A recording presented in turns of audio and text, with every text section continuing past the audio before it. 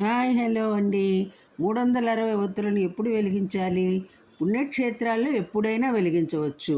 కార్తీక మాసంలో పౌర్ణమి నాడు వెలిగించడం శ్రేష్టం. ఆలయాల్లో దీపోత్సవాల్లో వెలిగించవచ్చు. ఇంటి వద్ద వెలిగించినప్పుడు సాధారణంగా ఏకాదశి, క్షీరాబ్ది ద్వాదశి నాడు, పౌర్ణమి నాడు తులసి కోట వద్ద వెలిగిస్తారు. వీలు కాని వారు కార్తీక మాసంలో ఏదో ఒక రోజున వెలిగించుకోవచ్చు. 360 ఒత్తులను ముందుగా ఆవు నేతిలో తడిపి సిద్ధం చేసుకోవాలి.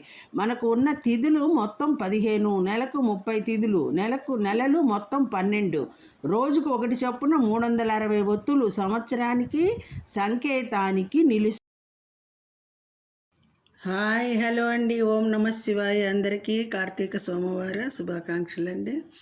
ఈరోజు స్కందషష్ఠి కార్తీక మాస శుక్ల షష్ఠి రోజున తమిళనాడులో అత్యంత భక్తిపరితంగా జరుపుతారు. మన తెలుగు రాష్ట్రాల్లో మార్గశిర మాసంలో సుబ్రహ్మణ్య షష్ఠి జరుపుకుంటాం.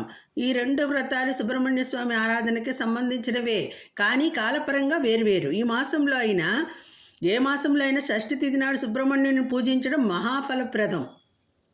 తారకాసురుడు అనే రాక్షసుడు ముల్లోకాలను భయపెట్టి దేవతలను కృంగదీస్తుండేవాడు. అతను అమిత తపస్సుతో పొందిన వరప్రభావంతో ఈశ్వర తేజాంశం వలన పుట్టినవాడే తనను సంహరించగలడని వర్ణించబడ్డాడు. దేవతలు బ్రహ్మదేవుని ఆశ్రయించి మహాశివుడు మరియు పార్వతీదేవి కలయిక వలన పుట్టే కుమారుడు తారకాసుర సంహారకుడు అవుతాడు అని తెలుసుకున్నారు.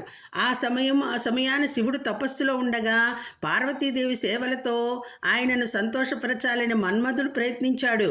ఆ ప్రయత్నంలో మన్మధుడు దహించబడ్డాడు. తర్వాత పార్వతీ పరమేశ్వర వివాహం సుసంపన్నమైన మహాశివుడు మన్మధునికి పునర్జన్మ ప్రసాదించాడు. అదండి ఈరోజు సుబ్రహ్మణ్య షష్ఠి రోజు మనము కొంచెం చెప్పుకున్నామండి స్టోరీ.